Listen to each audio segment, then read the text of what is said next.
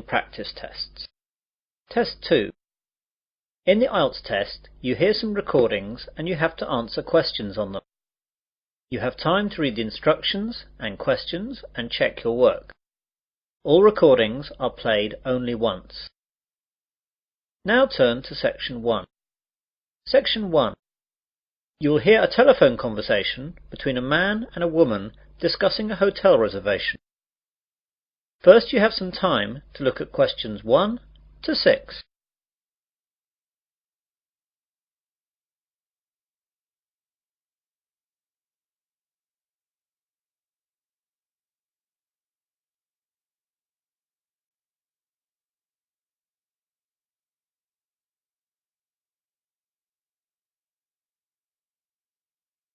You will see that there is an example.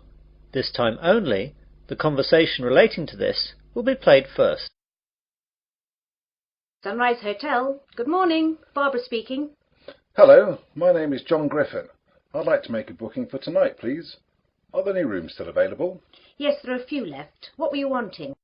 Well, I'm on a business trip, so I only need a single room. Mr. Griffin is on a business trip, so B is the correct answer. Now we begin. You should answer the questions as you listen, as the recording is not played twice. Listen carefully to the conversation and answer questions 1 to 6. Sunrise Hotel. Good morning. Barbara speaking. Hello, my name is John Griffin. I'd like to make a booking for tonight, please. Are there any rooms still available? Yes, there are a few left. What were you wanting? Well, I'm on a business trip, so I only need a single room. I don't think that will be a problem. Let's look. Yes, there's one single room left. Shall I book it for you? Yes, please. That would be great. Right then, let me get a pen. So what's your name again, please? John Griffin. That's JOHN GRIFFIN.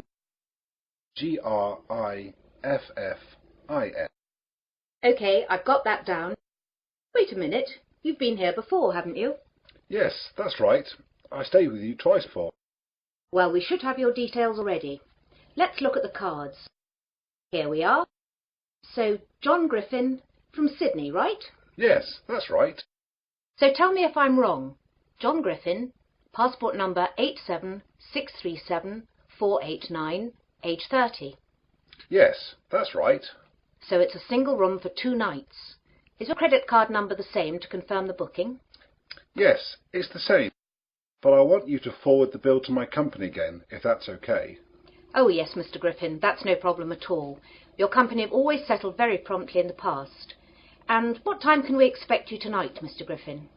Well, the plane lands at 9:15 p.m, so by the time I get through for the formalities, that should take about 20 minutes. I should be at your place at 10. Will the restaurant still be open at that time, as I'll be hungry? I hate plain food. I'm afraid it'll be closed by then, Mr. Griffin. Can I organise some snacks to be left in your room? A burger? Fries?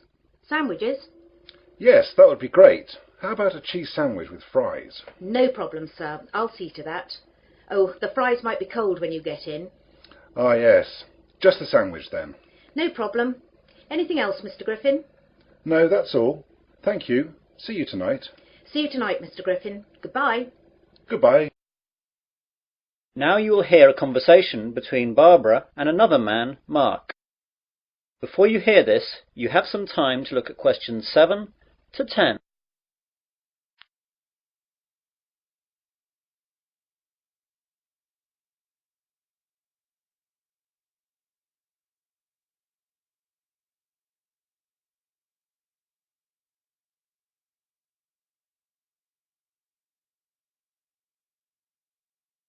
Now listen carefully and answer questions 7 to 10. Oh, Mark, that was Mr. Griffin. You know that nice man from Sydney who's been here a couple of times before? He's booked a single room for 2 nights from tonight. Oh, good. Wait a moment. Which room have you put him in? I put him in number 22. Is that okay? I think so. Let me just check. Oh, blast. There was a booking earlier this morning. All the singles are now gone. Oh dear, I'm so sorry. I didn't realise. Don't worry, it's not a problem. We'll stick him in number 34. It's a double room, but it shouldn't matter. What about the price? The double is $150 a night, and he's going to be expecting $100 a night for the single. Well, we don't want to upset him. We want him to come back. Make a note that we'll give him the single rate and that he's got a free upgrade. I'm so sorry, Mark. I should have let him know that there weren't any singles left. No, it's not your fault. I took the booking earlier, but the computers were down. I should have made a note of the booking so that everyone knew. It's my fault. Mr. Griffin has ordered a cheese sandwich to be left in his room too, as the restaurant will be closed when he gets in. That's no problem. Just leave a message for my wife in the order book there. She'll make sure that it's prepared by the kitchen staff, and then room service can take it to his room just before he arrives. How much shall I charge him for the sandwich? What is it again? Ah, yes, cheese. Well, beef and chicken are both $10, and salad is $8. Just make it $9. That should be okay. OK. Thanks, Mark. That is the end of section 1. You will now have half a minute to check your answers.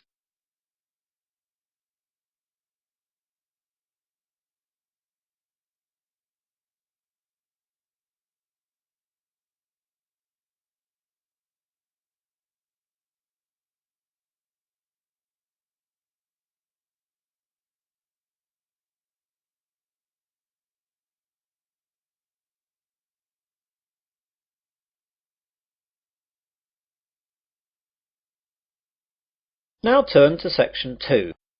Section 2. You will hear a news broadcast on a radio station. First you have some time to look at questions 11 to 15.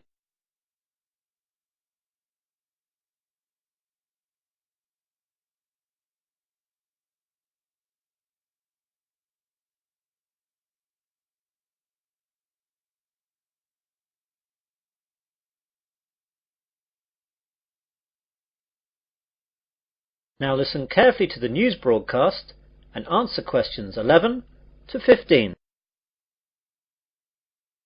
Good morning and welcome to 2RC, your local radio news service for the Wesley area. And here are your headlines for this morning. More news from the police into the jewellery robbery that occurred last Tuesday in the centre of town. Comtech, the local computer hardware manufacturer, has announced that it must cut 40 jobs. New routes open up at the Wesley International Airport. Plans for the redevelopment of the Oakley Woods have been shelved. A local cricket team make it to the regional finals.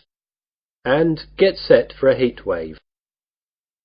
First of all, police have released 2 descriptions for the 2 men wanted in connection with the robbery at the local jewellery store Nichols in the centre of town last Tuesday. At 9 a.m, just when the store was opening, 2 men burst through the door and demanded bags to be filled up with jewellery. Although the 2 men were armed with baseball bats, the shopkeepers bravely attacked them and beat them off. Although the 2 men had motorcycle helmets on, these were knocked off during the scuffle, and the shopkeepers were able to get a good look at them. The first man is said to be about 6 foot in height, slight build, dark hair and a small moustache. He was wearing blue jeans, a white t-shirt and a black leather jacket.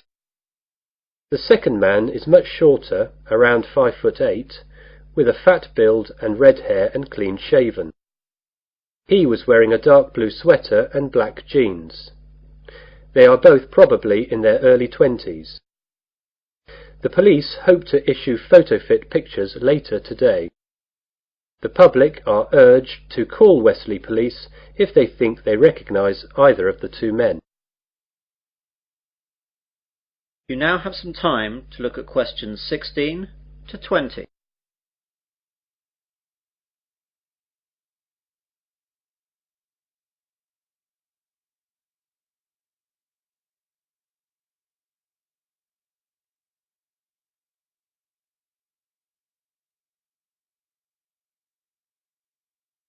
Now listen to the rest of the news broadcast and answer questions 16 to 20. Comtech last night announced that they must release 40 workers. This was blamed on a downturn in sales and increased competition. The jobs to be lost will be a mixture of early retirement offerings and a spread from all departments in the company. Westley International Airport has been awarded by Cheap Air, the new low-cost carrier, 4 new routes into Europe. The new routes will be into 4 European countries, though the details have not yet been released. When the deals have been finalised, this will lead to a significant number of jobs. Environmentalists were delighted this morning by the news that plans by the local council to develop the Oakley Woods area have been shelved. The woods were to have been developed into a shopping area, but opposition from local residents and local environmental groups has led to a turnaround by the local council, and they will now look for an alternative site. Westley Green, a local pressure group, says they are ecstatic that the council has bowed to the wishes of people in the area. Mr. George Finchley, Mayor of Westley, made the announcement and said that the committee responsible took all available information into account before taking the decision, and he hopes that Westley residents are happy that the local council are sensitive to their wishes when making decisions. East Moors CC, a local league cricket club, has made it to the finals of the Sunday League knockout cricket competition. They will play the final at home on Sunday 30th of August against Newbury CC. Go along and support if you're around that day, as you'll be assured a great Sunday afternoon sport. And finally, get set for a heat wave for the remainder of the month of August. Weather experts have assured us that we will have 3 weeks of unbroken sunshine till the end of the month. Great news, but those of us who are experienced with the British weather will most likely greet this news with, "Let's wait and see." That is the end of section 2. You'll now have half a minute to check your answers.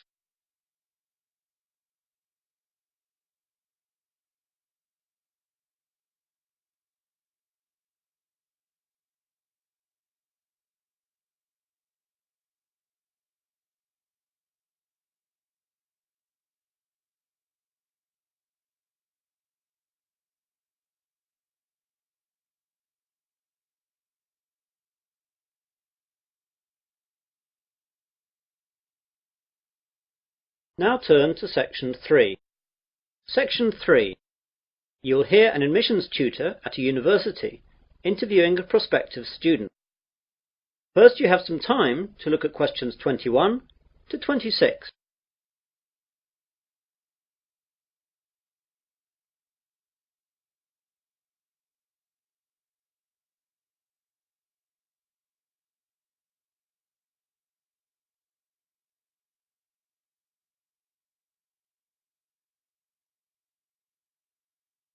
Now listen carefully and answer questions 21 to 26. Hello there, it's Robert Johnson, isn't it? Yes, that's right. First of all, thanks for coming to this interview and thanks for applying to the engineering department of Westley University. This is a fairly informal interview where I just get to know you and find out what kind of person you are. There won't be any technical questions as we've got all your educational background from your application form. Oh, that's good.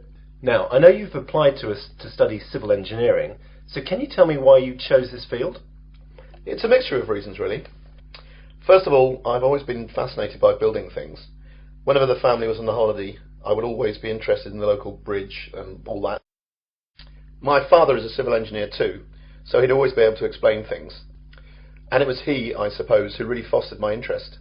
I'm lucky as well, because my best subjects at school were maths and physics, which are the ones that are particularly used for engineering. So you'll be keeping it in the family then? Yes, my brother wants to do the same thing as well, so you'll probably get an application from him in another 2 years. Great. Now then, I noticed from your application form that you took a year off between school and university. What did you do during this year? Well, I'd like to say I got plenty of work experience, but what I did was travel. I went to Australia for the year and spent the time travelling and working all around the country. At the end, I went to New Zealand and travelled around there for a couple of months. What kind of work did you do out there? It was fairly menial stuff. I delivered furniture, worked in a pub, worked in a hotel, and worked on a building site for a couple of months too. Working on a building site must have been a good experience for engineering. I suppose so. I mean, it was interesting to see the brass tack side of things. And a good engineer has to get his hands dirty, my father says. He's absolutely right as well. Now, why did you choose Wesley University to study civil engineering? Well, first of all, I know that the department has a very good reputation in this field. And before applying, I checked out the stats and saw the percentage of graduates going straight into industry was very good. Yes, we're very proud of that. I'm also very interested in mountaineering, and your campus here in the Midlands is within reasonable distance of Snowdonia, so I'll be able to go hiking at weekends when work allows. That's good. It's very important for students to have interests outside of their studies. It helps deal with the stress. I also play a lot of football, and the university runs quite a few teams in the local leagues, so I'd like to get into that. You now have some time to look at questions 27 to 30.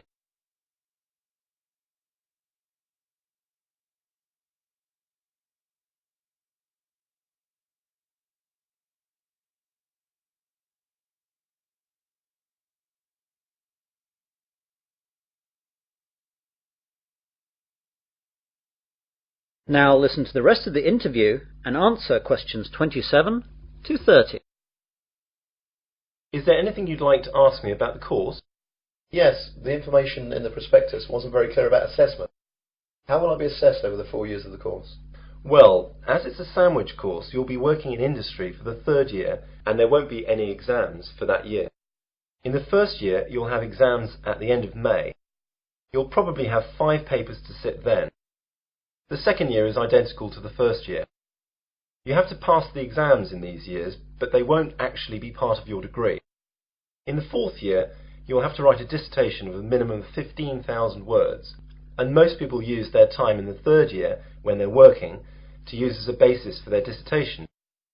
So the third year can be spent doing the hard work for the dissertation, leaving the fourth year to polish it, and study for your finals. What will I have to do for the finals? There will be 8 papers in all during June, and these will be based on work done throughout the entire course. It's hard and a stressful time, but students usually cope with it. Anything else? Yes, I'd like to ask. That is the end of section 3. You will now have half a minute to check your answers.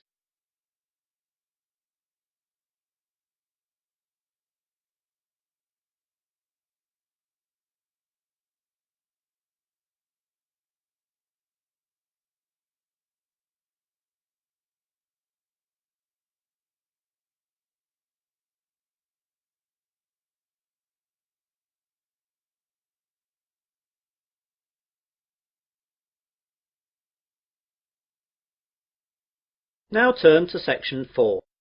Section 4. You will hear part of a research methods lecture. First you have some time to look at questions 31 to 40.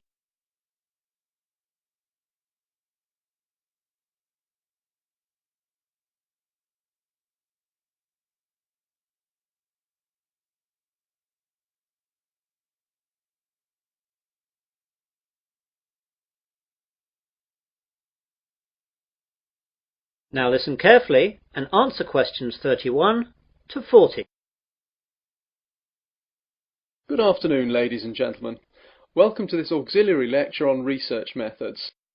This lecture is not aimed specifically at one particular course, but is a general lecture that will be relevant to any student who must conduct research into a topic for his or her course.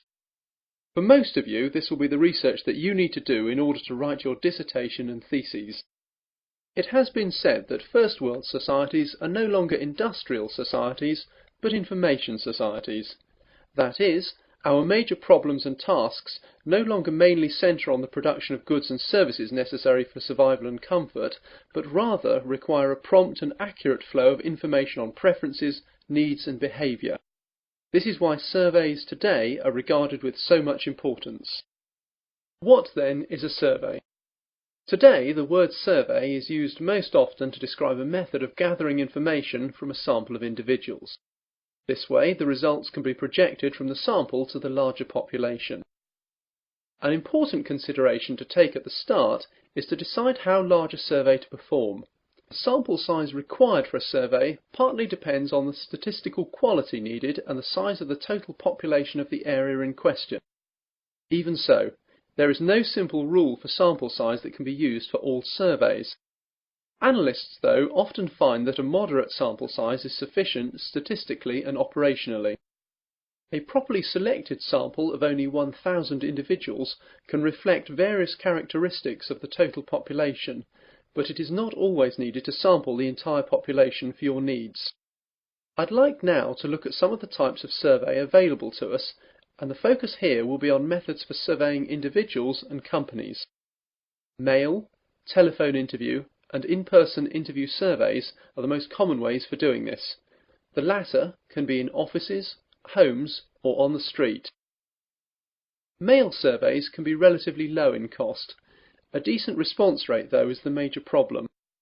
Mail surveys can be most effective when directed at particular groups, such as subscribers to a specialised magazine or members of a professional association. Telephone interviews are an efficient method of collecting some types of data and are being used increasingly. They lend themselves particularly well to situations where timeliness is a factor and the length of the survey is limited. For students such as you, though, cost will be an issue. In-person interviews in a respondent's home or office are good when complex information is to be collected. It could involve a great deal of travelling around, though. Street interviews could also be useful as they are easy, but the sampling is not very scientific. We also need to look at the content of our surveys. Surveys can focus on opinions and attitudes, or on factual characteristics or behaviour. Many surveys combine types of question. Questions may be open-ended, such as, "Why do you feel that way?" or closed, such as, "Do you approve or disapprove?" The questionnaire may be very brief, a few questions taking 5 minutes or fewer, or it can be quite long, requiring an hour or more of the respondent's time.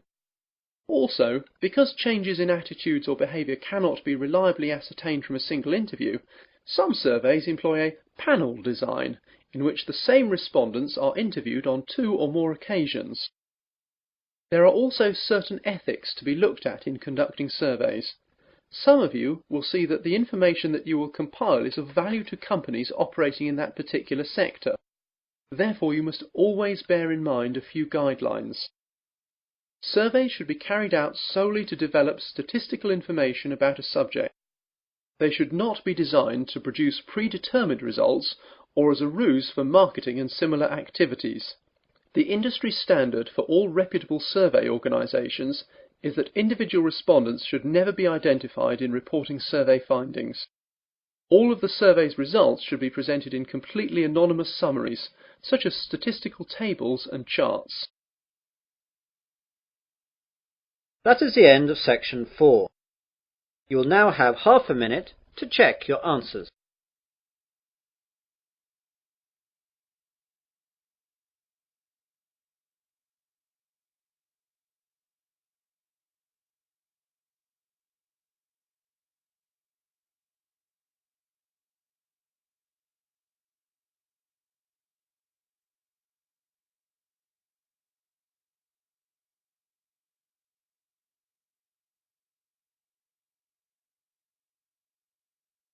That is the end of listening test 2. In the Ielts test, you would now have 10 minutes to transfer your answers to the listening answer sheet.